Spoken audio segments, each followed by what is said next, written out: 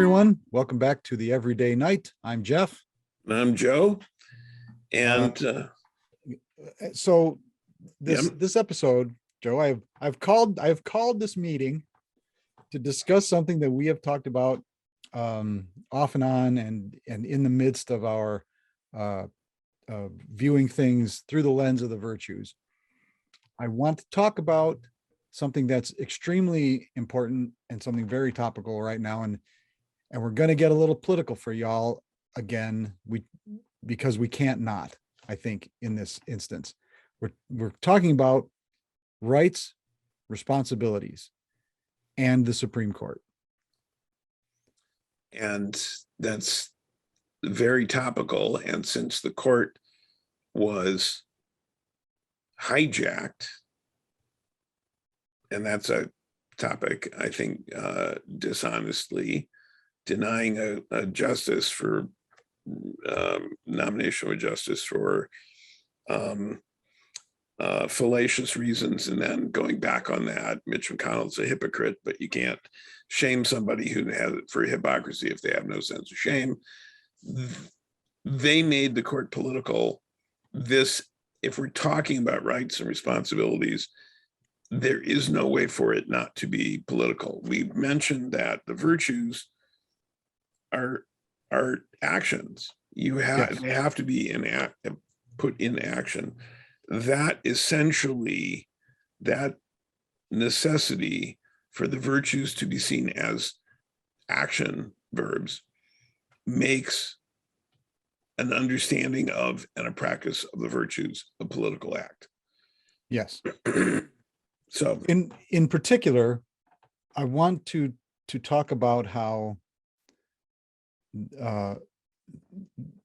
our chivalric virtue requires us, and I think that actual liberty, being a citizen of a democracy, gives you an obligation, an inherent obligation to protect the rights of everyone as much as your own. Yes, and that, in terms of the original definition of liberty, you have defined it. Yes. It is not anarchy. Right. You've defined liberty in that way. You have a responsibility not only to look out for yourself, which is the tenet of the libertarian fantasy of, but you have, and we've talked about the social contract, you have a responsibility to look out for other people. At least to safeguard. You can't safeguard your own rights if you are not safeguarding the rights of everyone. Because if you allow someone to have their rights stripped away, eventually, I mean, it's a self-interest. If you really can look at it from a libertarian standpoint, if you're not protecting all rights, you can't protect any rights. And eventually your rights. They came for, right? Niemöller's, what Niemöller wrote, and that's true. That that I remember someone I knew posted something about taking personal responsibility, and I said, well, personal responsibility, unless you're a hermit, is not only looking out for yourself, but your family, your friends, your community, your state, your country, the environment, the world, people, living things. Right. So that's taking personal responsibility. Doesn't mean only looking out for yourself. That's not personal responsibility. That's solipsism.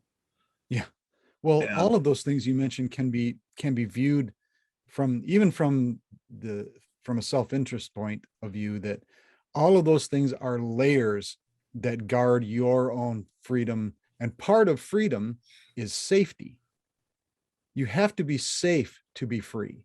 Yes. Liberty is the ability to do whatever you like. Freedom is the ability to do those things that define freedom safely, without hindrance, without being attacked for it. So I talk to people about how money is power and power corrupts. So, you know, to me, from my standpoint, my personal view is that money isn't power. It can be used to acquire power, but money itself isn't power. But money is liberty. Well, certainly there's the idea of fuck you money, where you've got enough money that you can say, no, fuck you. You Right. said something years ago, and I've thought about this, is that when you have money, what would be some things that would be problems simply become annoyances. Yeah, it's a nuisance. It's no It's a longer nuisance, right? Your car is not working. You have money, fix it. Your car's not working. You don't have money. How do you get to work? How do you go Yeah. get groceries? How do you, all of that? It becomes a problem. Right.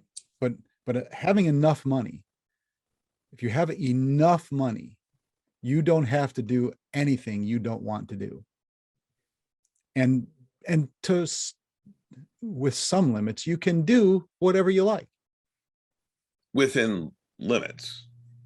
Even within, Although there are people with a lot of money, there's an old saying that morality is for the middle class, because the poor can't afford it and the rich don't need it. Don't care about it. Yeah, right. And don't care about it.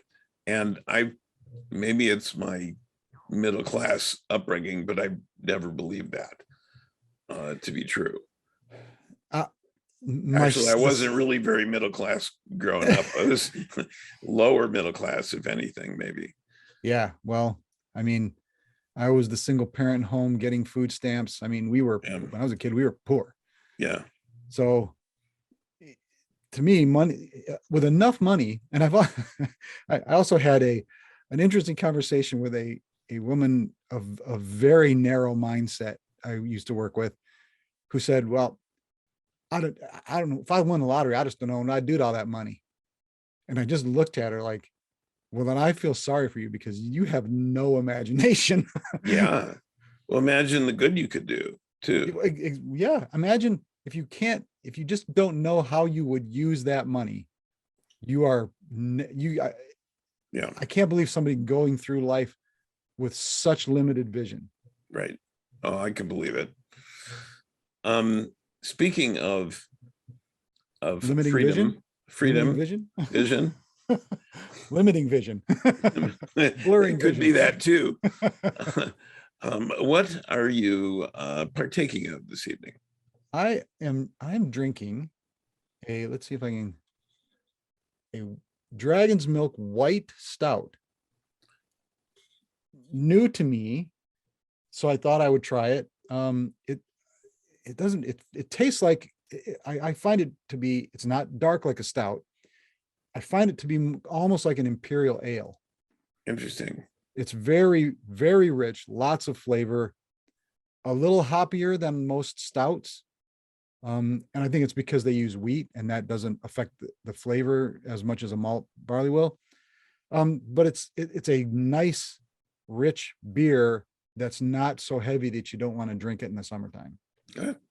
Sounds good. And you, sir, I know you're drinking from a Pilsner glass as well for a change. Yes, I am. This, and unusually for me, I'm actually drinking an ale. This is a Griffin's Claw Rioja red ale. Huh, very good. Griffin's Claw, I like their, well, I don't care much for IPAs, but their other, some of their other brews I like very much, including this one. And, but admit it, you bought it for the Griffin on the label. Oh yeah. Okay. Of course. Just so we established that. Yeah, I just happen to like it though. So yeah, lucky. Yeah. Anyway, cheers. Cheers. All right. So if we look at rights and responsibilities primarily through the lens of our virtues, I think it was interesting that you pointed out as before we started recording, that franchise is kind of a right as well as a responsibility. Yeah, most of the virtues are responsibilities rather than rights. Honesty, courage, generosity, humility, courtesy, those are responsibilities. Propriety, moderation, justice, certainly, loyalty. The way I think of franchise, and some people define it as noble bearing, but I consider franchise to be simultaneously the right to take positive action for good and therefore the responsibility to do so, or what I would think of as a mitzvah, that it's simultaneously a commandment and a good deed. It's a right and a responsibility at the same time. Out of all of them, I think that's the one. It means that if you see something that can be done, you have and you're able to do it, you have an obligation to do it if it's for the good. It means you don't turn the other way and look away.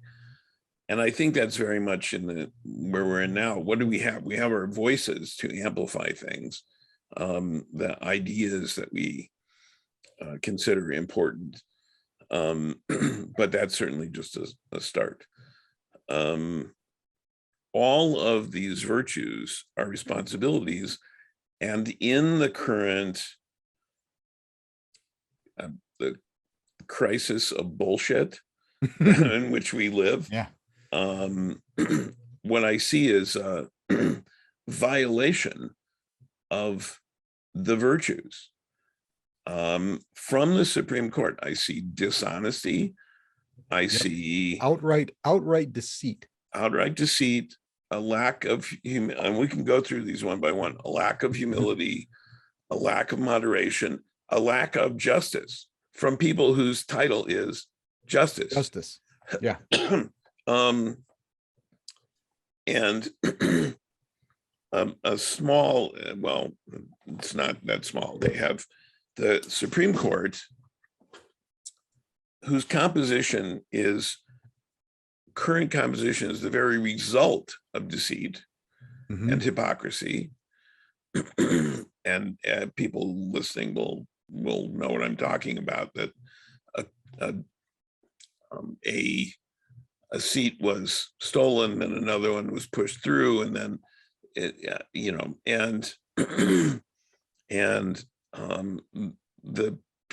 the conservatives on the court are they're not conservative in the sense of upholding traditional values.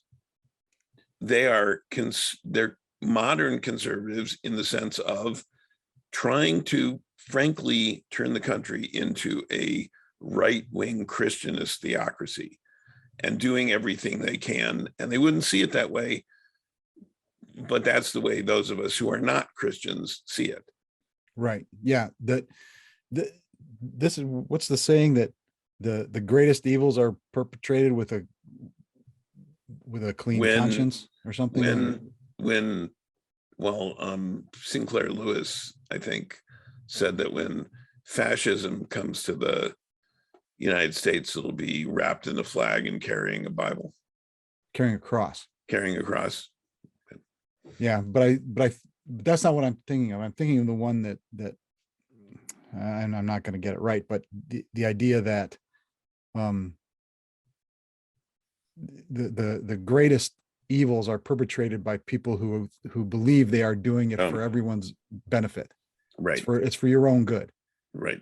The worst punishments come right after somebody says this is for your own good.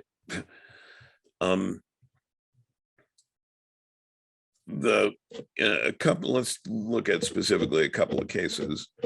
The one where a football coach was just ruled to have the right to pray privately after a football game. by himself, kneeling on the sidelines. Except that's not what he was doing. Right. What he was doing was that in the middle of the field, surrounded by his team, players from other teams, started as motivational speeches and then ended with a prayer, and now it's become prayer. And it's explicitly Christian prayer. Yes. And again, not being a Christian and growing up in school where Christians were certainly, public school where Christians were certainly the dominant group, and in elementary school where I was accosted by classmates who accused me of killing Jesus because that's what they had heard in Sunday school. Right. And frankly, being scared at the time.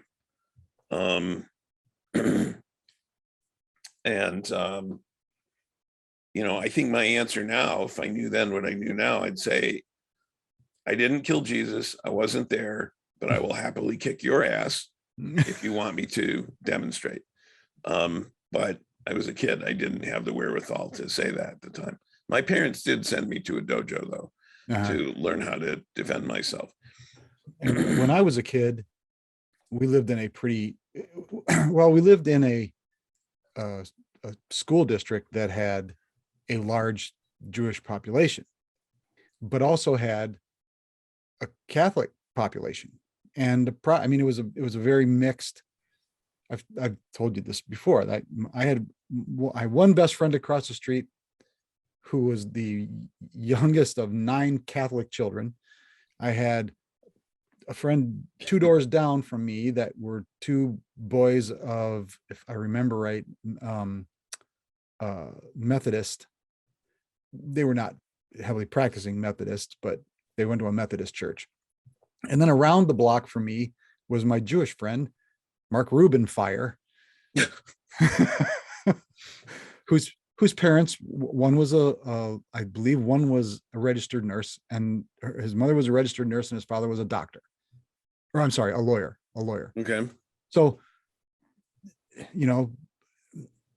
I could play with any of them. I went to when I stayed, we had sleepovers at their house. I would get up in the morning and go to their respective places of worship. I got to see all of these different things. I got to sit in and listen to the sermons and hear the attitudes and make my own decisions. I consider myself very lucky to have had that opportunity. But I always wondered that sometimes they couldn't play with each other. And I don't know, I never understood. It wasn't all the time. It was just now and then on particular days, and I never was able to figure it out. My buddy, my friend Johnny across the street, the Catholic kid, had something that he had to do with his family, and he couldn't play with us. And Mark had something he had to do on another day, and he has to spend the next 4 days or something with his family, and he can't go out. And I didn't understand any of that. Well, I think that you were fortunate to have been exposed to a lot of different practices as a kid. And that's something that a lot of people don't get. Even now, I recall when Joe Lieberman was nominated as vice president, being the first Jewish candidate for vice president, I remember a senator was asked what he thought about this, and his response was, I have no problem with it. It shouldn't matter what church someone goes to on Sunday. Just completely oblivious and not understanding. I think that the other big case, there've been several, but the abortion ruling, where Supreme Court threw it back to the states. Some states have trigger laws, some states have laws that went into effect that saying with no abortion, with no exception for the life of the mother, rape, incest, any of those things. There are several Jewish organizations that have filed suit saying that this violates their religious freedom, because Jewish law requires prioritizing the life of the mother until a baby is born. Yes. In fact, I object to the term unborn baby, and I object to the dishonesty of some of the visual images and some of the referring to unborn babies, but then showing fully grown, born babies. And the people not distinguishing between an embryo, a fetus, and and the so-called heartbeat bills. It's not a heartbeat in the traditional sense, is the sound that when the doctor puts a stethoscope to your chest, the sound of the valves opening and closing. Right. There is no heartbeat sound. Because there's no heart yet. Because there's no heart yet. There's electrical signals, and the sound being heard is generated by the ultrasound machine in response to the electrical signals. There is no heartbeat. It's not a detectable heartbeat. There's no heart. Just like, some Republicans you can't detect brainwaves because right? Right. In modern Republican Party, I'm not talking about Lincoln, I'm not talking about Eisenhower. So Teddy Roosevelt. Was he a Republican too? Absolutely. Oh, okay. But the party's flipped. So sure. Yeah. We're all aware of that in the 50s. Yes. But the saying that a person's rights are dependent on the state they live in, or the county they live in, or the city they live in, means that people are not citizens of the United States. They're citizens of their county, city, county, state. Yes. And that, I think, violates the very premise of the United States, e pluribus unum, out of many one, the United States, and takes us back to the Articles of Confederation, which is exactly what some of those people would do. Now, however, I would say, this is just just to be complete in our argument here, that I believe that is exactly what the founding fathers, when in the 18th century, when men of property, that's white men of property, were getting together to determine what this country was going to look like, I think that was absolutely the model they had in mind, was what we basically have in the European Union now, is that every state had could have its own language, its own culture, whatever, and that they would merely cooperate for the sake of commerce and defense. I think that was actually their vision. Yes. And for an 18th century agrarian society, okay, that model necessarily had to go out the window when the entire country had to cooperate for its own defense and for economics. And I'm pointing this out only because it's archaic. It became an archaic model, and we jettisoned it. We adopted it. We changed it. We molded it to fit the current time. Which is, despite what the strict constructionists say, Jefferson himself said that the Constitution had to be a living, evolving thing. It had to change, otherwise it would be like consigning a man to wear the suit of clothes forever that he wore in his youth. Yes, yes. So what I'm saying is, and both arguments are equally valid. This was, I think, their vision, because they didn't know, they couldn't envision any further. But they recognized, and this was the greatness in my mind. Not that they laid out this perfect document that would stand forever by itself. The greatness was that they laid this document out that was the best they could come up with amongst themselves with their own limited vision. But they recognized that as humans, their vision was limited. And they said, and they built in all of these mechanisms to evolve the document itself. Mm-hmm. These originalists who want to go back to, no, the Constitution says this, and this is what they meant, and that's inviolable, is absurd. They didn't. And they're not even referring to all the writings about what they meant. They wrote, the founders wrote extensively about what they meant by what they wrote. Right. Lots of commentary.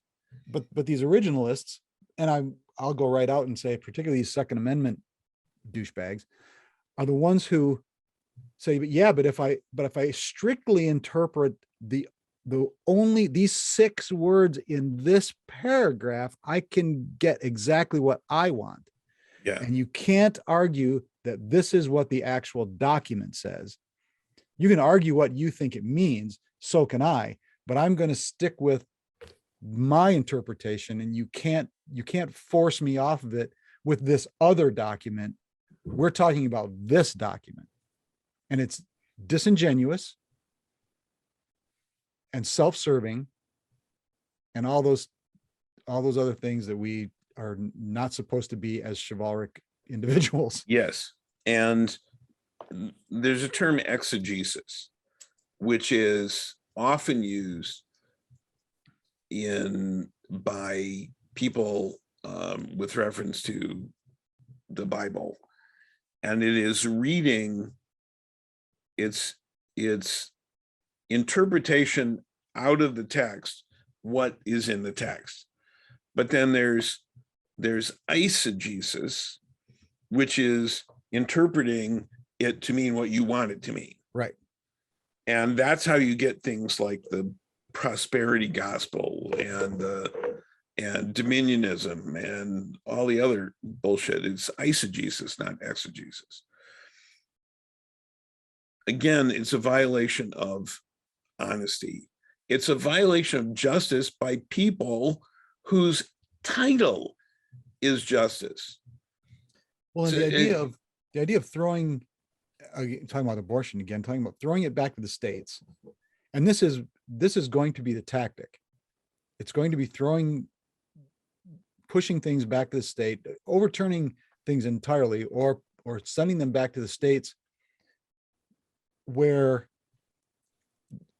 the Republican Party, let's be honest here, has used gerrymandering to capture entire state houses. Except the Supreme Court sends things back to the states when they know that the result will be in line with their right-wing agenda. Yeah. When it's not, they overrule the states. Yes. The concealed restrictions on concealed carry in the state of New York, they overruled. Yes. Well, why? It's up to the states. Isn't it up to the states? Right. The hypocrisy again. Yes. So, and this is where we talked about this, that I believe these most recent rulings have done irreparable damage to the legitimacy of the Supreme Court. Yes, I agree. And that's the sort of the bigger, a larger issue. There are things we can do about it. Yeah, but the checks and balances are being used and abused to hamper that effort. Personally, I think that the justices named to the court by the ex-president who tried to orchestrate a coup to stay in power, I think his reign should be invalidated. His to use our parlance. Yes. And all appointments, awards, stuff should be simply undone. I'd be okay with that. I think there should be a practically do-over. impossible, but I know, but in principle, I'm with you. Yeah. I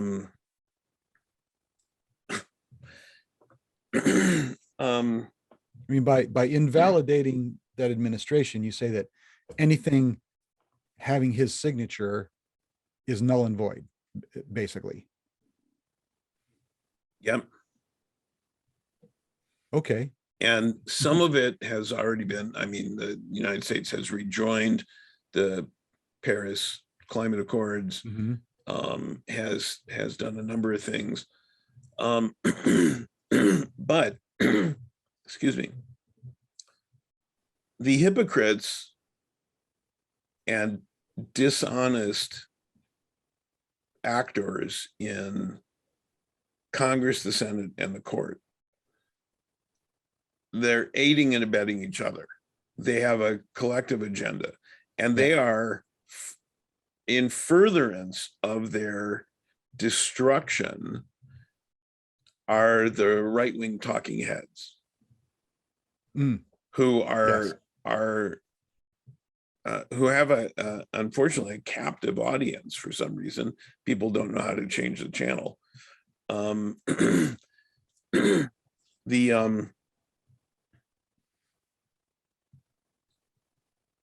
Yeah. Well, and this goes to my complaint to people who watch these programs that you're talking about and parrot the drivel that comes out of them. I can't believe anything other than that they are saying the things you want to believe. The phrase, they hate the same people you hate, so they're right. Exactly. Yeah. And you know, the people that come out with, well, you just need to get more facts.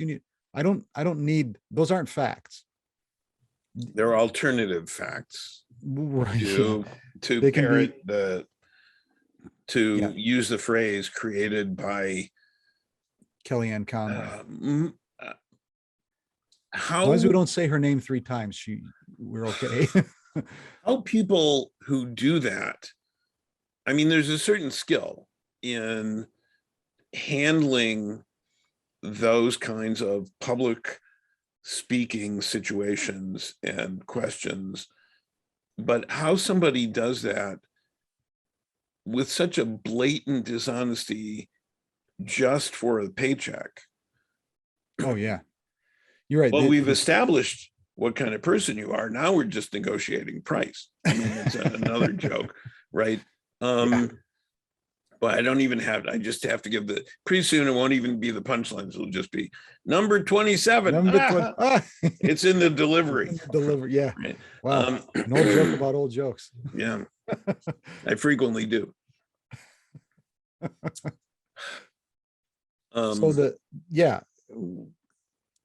But here's the thing for me, and I posted a long rant recently that might get me in a certain amount of trouble, that it is beginning to appear that democracy has an expiration date and we need to do something about it. Yes. And we cannot, I mean, I'm not saying people need to arm themselves and take to the streets. That is not the right way yet. It might come to people needing to take to the streets, but they should not be armed in doing so. No, yet. Yes, correct. Because the marches, protests, all those things. I mentioned this before, that I read a study that analyzed government, essentially revolutions, and the most successful, the ones with the highest percentage of success, were nonviolent, nationwide strikes, essentially, that involved 3.5% of the population, which in the United States would be 11.5 million people. We would need to get 12 million people to go on strike nationwide. Shut it all down. Not burn it down, shut it down. Yeah. And if it comes to that, it hasn't yet, but if the people who have the ability to act don't recognize that we're in what is essentially an existential threat for democracy, we have been for years and have been fighting it. And if the people who have are in positions where they can fight it with actions that are what you and I can't do, right? If they don't recognize the threat and don't take action, the people will have to, 12 million people will have to take to the streets.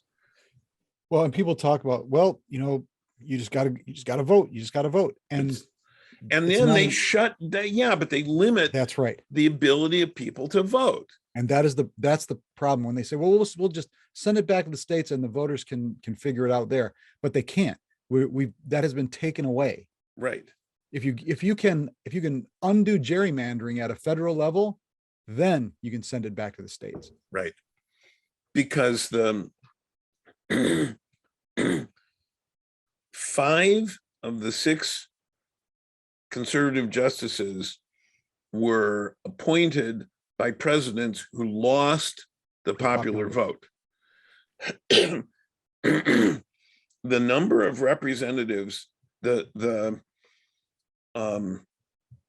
50 senators in Congress, in the Senate, on the 50 Democratic senators in the Senate got way more votes than the Republicans. The same true for the Democratic Congress people. They got way more votes because gerrymandering. Well, and that's why you see in so many states a Republican legislature with a Democratic governor, right, and Secretary of State, because the governor and the gubernatorial election, the Secretary of State election jumps over the district, right, and the entire population votes.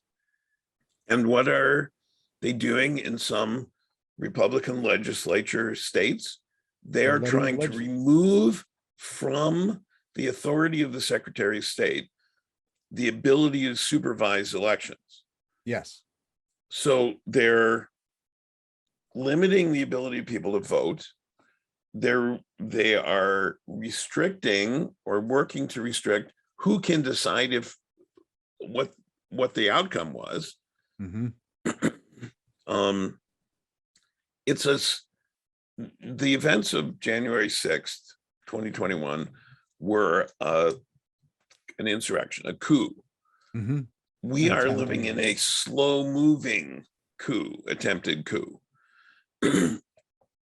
Our rights are at risk. The Democrat, and digressing here, but pisses me off when some people say it's not a democracy, it's a republic, which they're saying for nefarious reasons. They're trying to delegitimize the idea of one person, one vote. It's a democratic republic. It's a democratically elected representative Republican form of government. Right. It's both.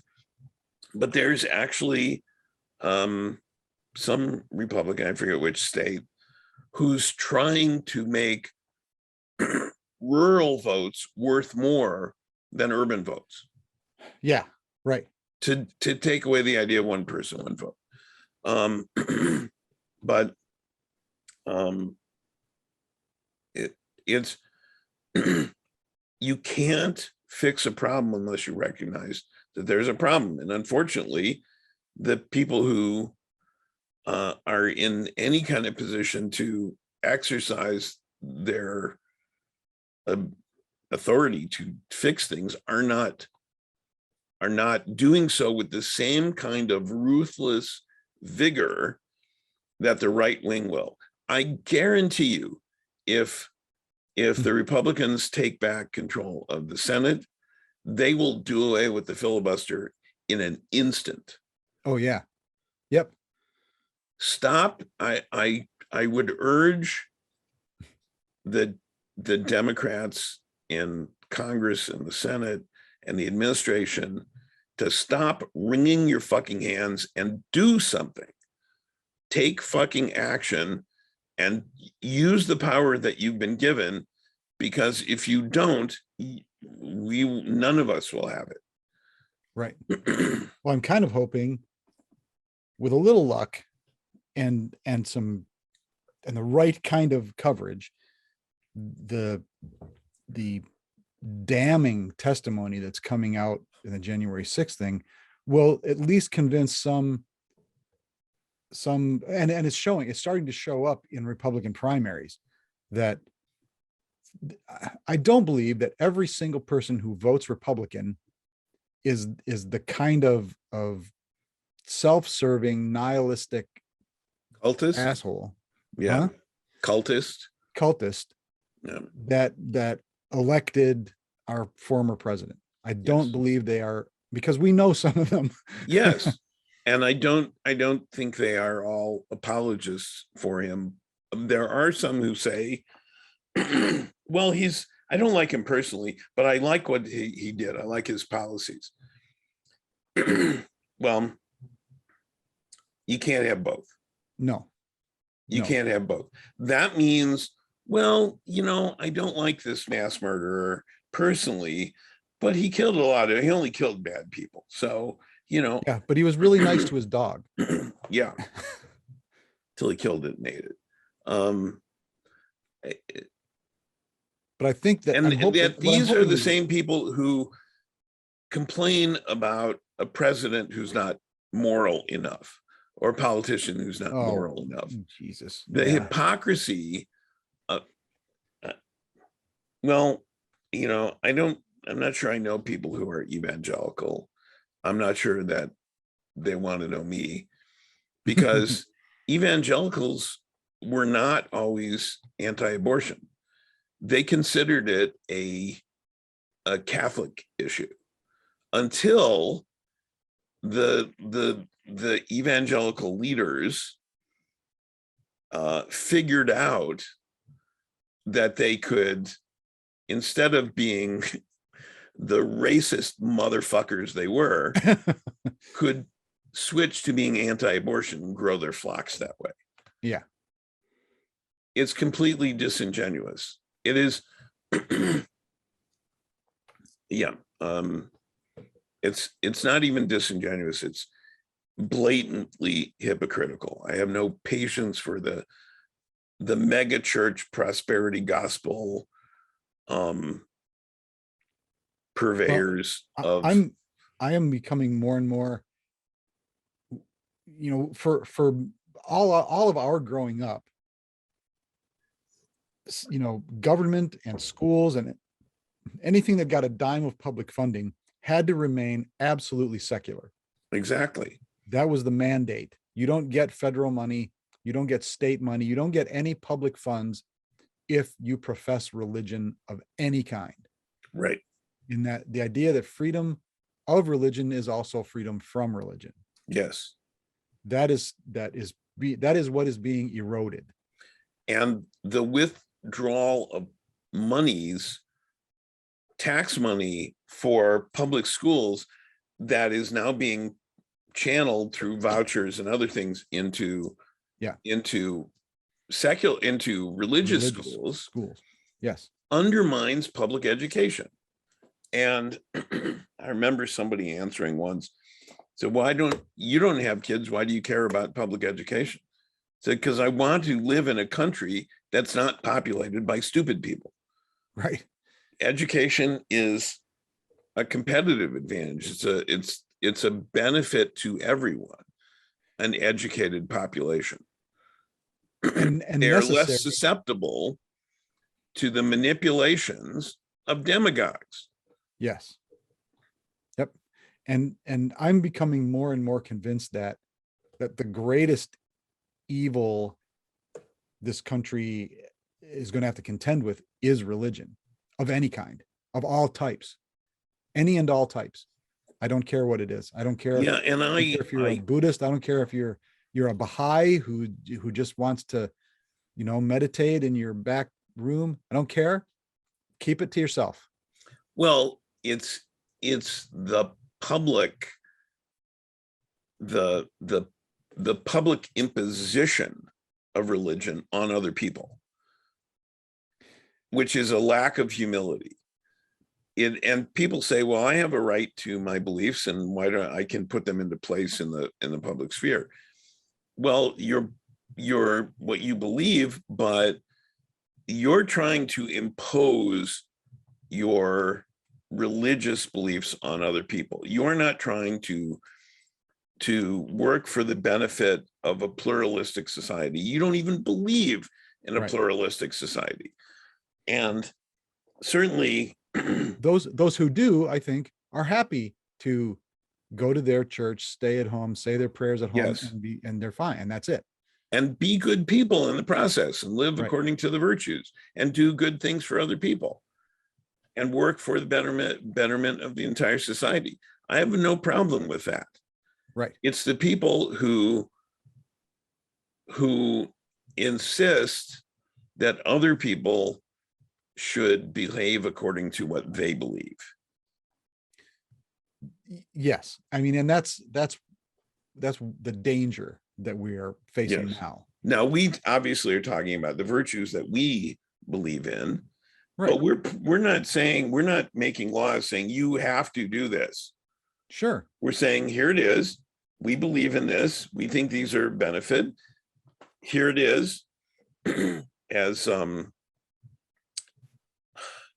trying to remember who, I think it was Dick Gregory, the comedian and activist, said, if your religion is good, you don't have to proselytize. You shouldn't proselytize. If you have something good, people are going to come after you to get it. Yeah. People only proselytize because, but this gets, now you're about to touch on, as far as I'm concerned, the problem with religion in general, with any and all religions, or at least any organized religion. And I separate religion from philosophy. You can have like Buddhism is more of a philosophy than a religion. And that's and I no longer practice.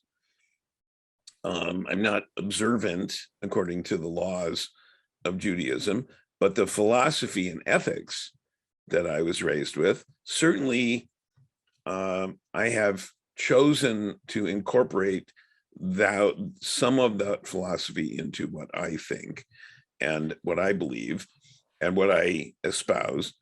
But there's stuff in it I reject. I rejected the rules about prescribed roles for genders. I rejected rules that have become traditions, but are no longer, to me, relevant. They're relevant to some other people. They can do it. They're not forcing it on other people, except in places like Israel, where the extremely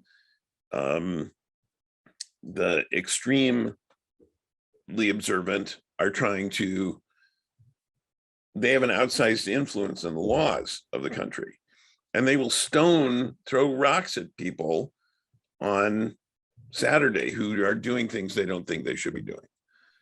Well, that I object to. That's exactly what you're talking about. Well, it's more than that. Well, that's a manifestation of what I'm talking about. Philosophy is fine. If there is some book or some teaching that has come down through history, and you think that the philosophy is beneficial to you and to your family and to your community, great. Observe those things, do those things.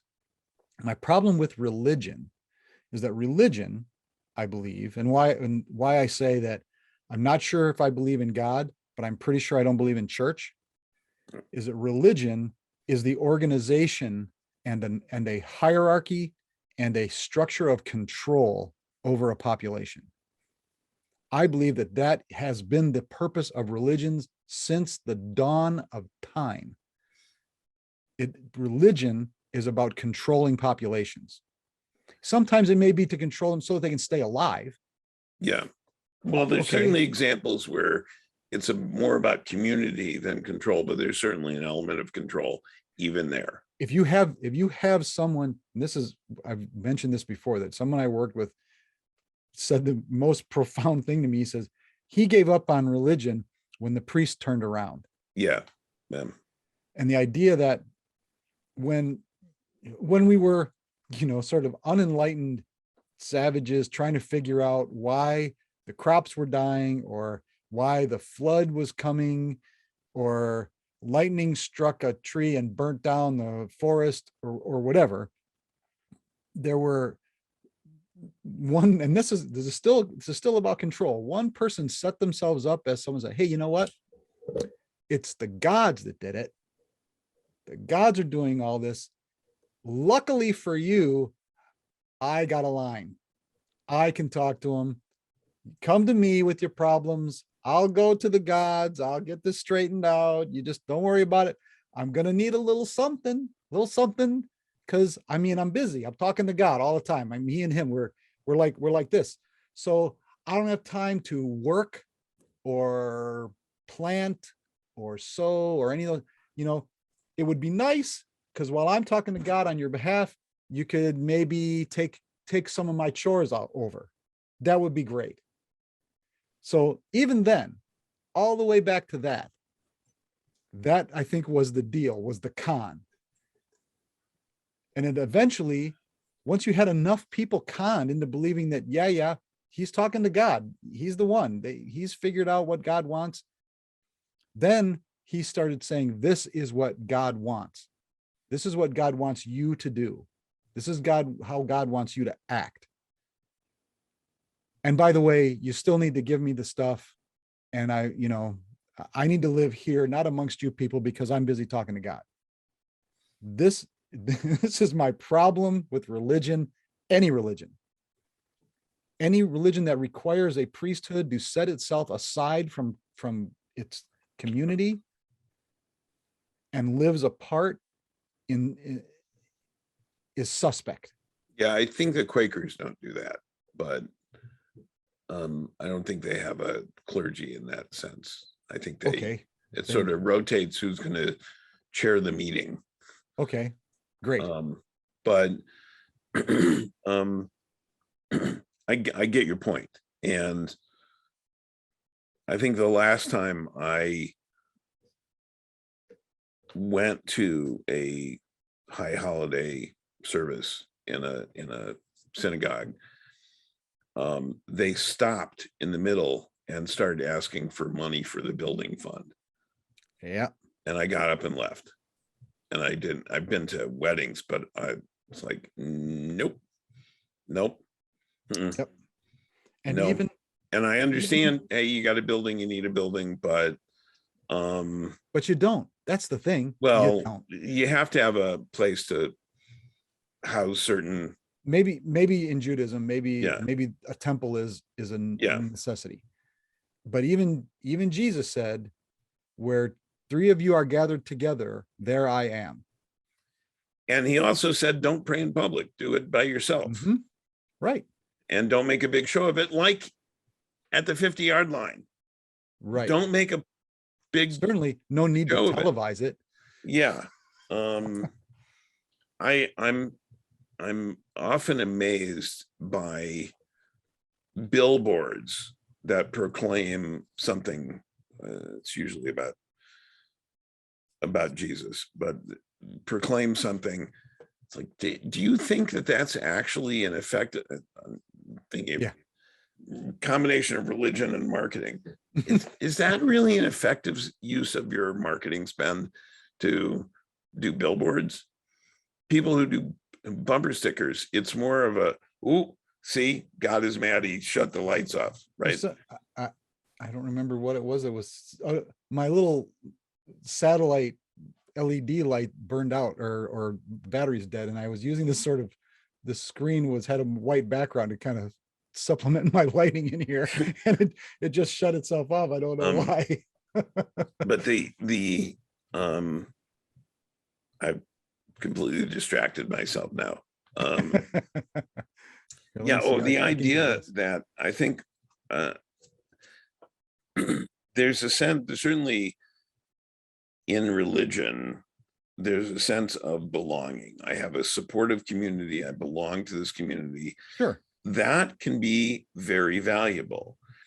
Yes. People, agreed. People will self-identify with groups, and you see it, an Apple logo that they'll put on a car, a Harley tattoo.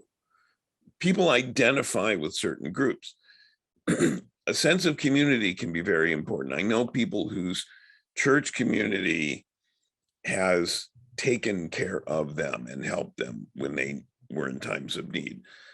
I think that's living according to the teachings of Jesus in a very significant and purposeful way. That's actually being generous. It's actually being humble. It's living according to the virtues. And then you've got the mega churches, which are and that's another thing we can talk about briefly. If religions are going to re-enter the state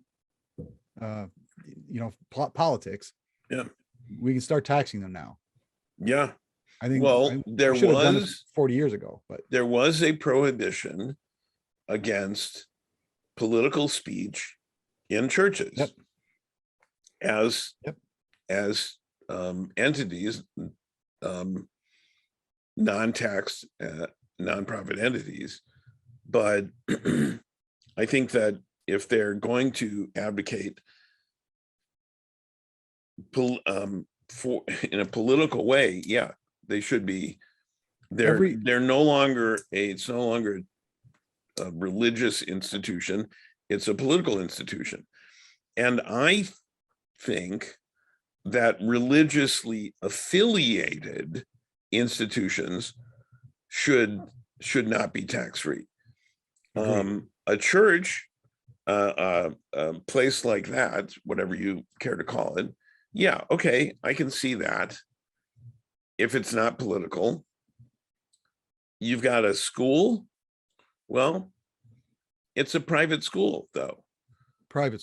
It's a private religious school. It shouldn't get tax money. It shouldn't get tax money. You want to have a school for people, okay, run a school, but you don't get tax money to do that. And it should have strict oversight from the Board of Education. Yes.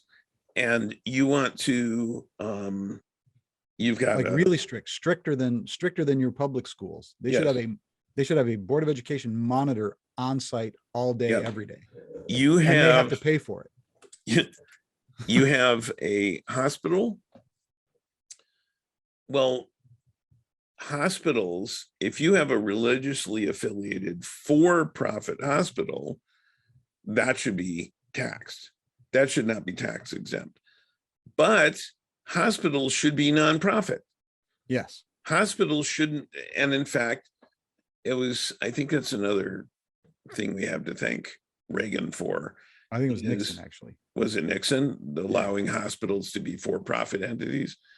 It was one of those two fuckers. It had to be one of those two. Well, Reagan, it was colleges.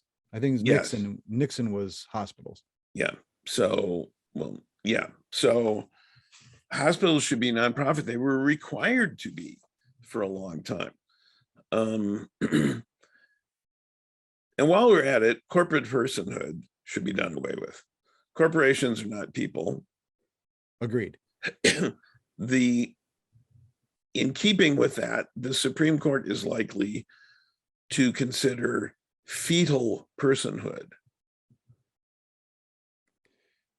declaring a fetus a person. And now, again, they're misapplying fetus to embryos and earlier from the moment of conception, saying it's a person. It's not a person. It's not yet a person. It's a potential person.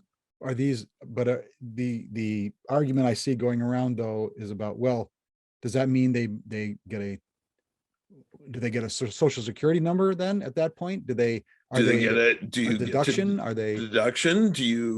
Yeah, there's all sorts of things. And I've seen that, and I think that will not dissuade some of the more activist justices and the people pushing this from doing that, because the declaration of fetal personhood would completely eliminate any abortions in the country at all for any reason. Right.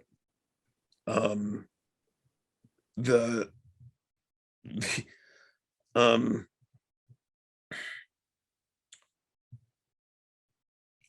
so pissed off right now. I know. I usually don't stop and pause and am at a loss for words, but I'm so angry at the takeover. And it's been in the works since the middle of the 60s that they've been doing this, working on taking over the country. Oh, it's definitely, the long game is paying off. Yes. And part of it is because I was talking to somebody else about this, that the advantage that the right has, I guess, is that the left is kind of, it's a bunch of different causes, right, that are kind of self-interested, self-centered. I mean, you got, well, listing them would be pointless, but the right is a monoculture and unscrupulous in their methods. Yeah. I think the left, like we said earlier, has not been ruthless, because it's been about kindness and being open and being more tolerant. And we will win people over to our side doing that. Yeah. But I think of Sun Tzu, in that you can do two things. I'm paraphrasing Sun Tzu in The Art of War. You can do two things with an enemy. You can make them an ally, or you can destroy them utterly. Mm-hmm.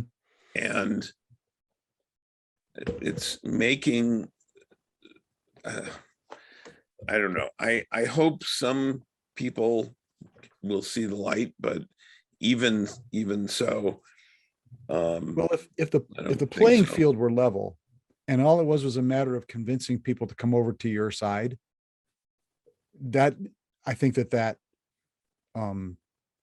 strategy makes some sense. That here we welcome you, we welcome everybody. Mm-hmm. The other side is saying, nope, you have to be this, you have to fall in within this narrow cat. That is obviously, that number is going to get smaller and smaller, right? But the playing field isn't level. They keep tilting the playing field. Right. You keep saying you can't. Nope. The line keeps moving. You can't. We're going to change the rules so that we don't need as many. And that's what that's what we have to fight.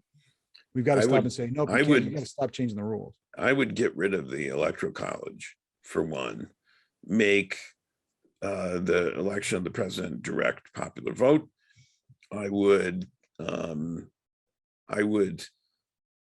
drastically undo gerrymandering I would, I'm not in a position to do either of those things. No, you could I wave would a wand. expand the Supreme Court.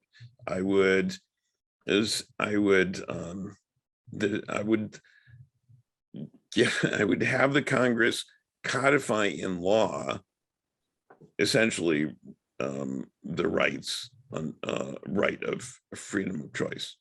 Hmm. And I don't voting know and if I voting. They could. couldn't even get past voting rights because of two senators who are ostensibly Democrats, but Yeah, yeah, it's a problem, and it's why I'm frightened for the future. yes, The I'm not sure that I would do away with the electoral college altogether. I mean, I think that's the only thing that the federal government has the ability to do. If it were me, I think a better solution would be to require the electoral college in each state to split according to the popular vote. proportional Proportional. rather than winner take all. Yeah. The only way that works, though, is if all the states do it. Right. That's what I'm saying. The states have to adopt it themselves. The federal government can't force them to do that. And what does that do? It makes it a proportional, it makes it essentially a direct vote. I think it still gives the flyover states, let's call them, slightly more pull, but they don't become huge blocks of votes one way or another. They represent their populations, and large cities in those states actually get to say something. Because right now it's people complain about, well, the whole state of California is defined by Los Angeles. Yeah, but in Utah, or not Utah, like Colorado, Denver hardly has any impact at all on the overall vote. So you can't say it's horrible that it's happening in this state, but it's okay happening in this state. It's got to be right. That's the hypocrisy again. You got to. Yeah, I would still make it, because I think the problem, is that the electoral college, as we have seen, has the potential for fuckery. Well, yes. And I think if Congress tightens up the electoral college vote law act or laws, so that to minimize the fuckery, that's a step in the right direction. But never underestimate the ability of motherfuckers to find a way to fuck your mother. It's true. Sometimes, in the words of our friend Clarence D. Merriweather, sometimes you got to call a motherfucker a motherfucker. Exactly. And I agree with him. And so I think, just in an analogy to the idea, the aphorism, that there's no system so foolproof that some fool can't figure out a way to screw it up. There's no system so fuckery proof that some motherfucker can't figure out a way to fuck it up intentionally. And well, if you presume, fair play and good intentions, you'll always get screwed. We cannot presume fair play and good intentions, not when dealing with people who don't believe in fair play and don't have good intentions. That the ends always justify the means, and all that counts is winning, and there's no other virtue besides victory. And there's even a sect, the Dominionists, who've given a religious imprimatur to the idea that the ends justify the means. They are the chosen of God, therefore, and have the right to rule. Therefore, any means they use to gain power is fulfilling God's will. Which weirdly was the Aryan philosophy, right? The master race and all that. Oh, that's not a weird coincidence. That's not a coincidence at all. Yeah, okay. because they viewed the same thing. Yeah. So Yeah. All right. Well, I think we've gone far enough off the topic, but we both of us needed to vent this a little bit. yeah. And if you're out there and you're really upset by this, tough. Yes. And maybe there should be a disclaimer: more motherfuckers per minute than any other episode that we've done. Perhaps maybe put that in at the beginning of the. Yeah. Well, we've said it before, but this is worse. I mean, we've said Yeah. this is it's just like, what's the existential crisis this week? Yeah. And so tiresome. Yes. All right then. But that's the end of our existential crisis for this week. So next week, come back for another existential crisis. Yes. Yes. I worked for a company once that was like, I said it was like living inside a production of King Lear. And because the siblings were fighting for control of the company. It feels now though like we're living inside Jean-Paul Sartre's play, No Exit. Oh, yeah. Wow. Yeah, we could, if there is a God, we could really use some ex fucking machina right now. Yeah. Okay. I think that's it. It's enough. Yeah. It's all we can do. Thank you for joining us. Be well. Stay strong. safe, stay sane. Keep up the good fight. Please let us know of your suggestions for topics you'd like us to have an existential crisis about. Yeah, and that would be great. And like and share and tell your friends, tell your enemies. That's fine. Yeah. But I hope to get some angry comments from this. So we'd field those. I'd do a live session just for angry comments. That would be great. Absolutely. Yeah. I would too. It'd be,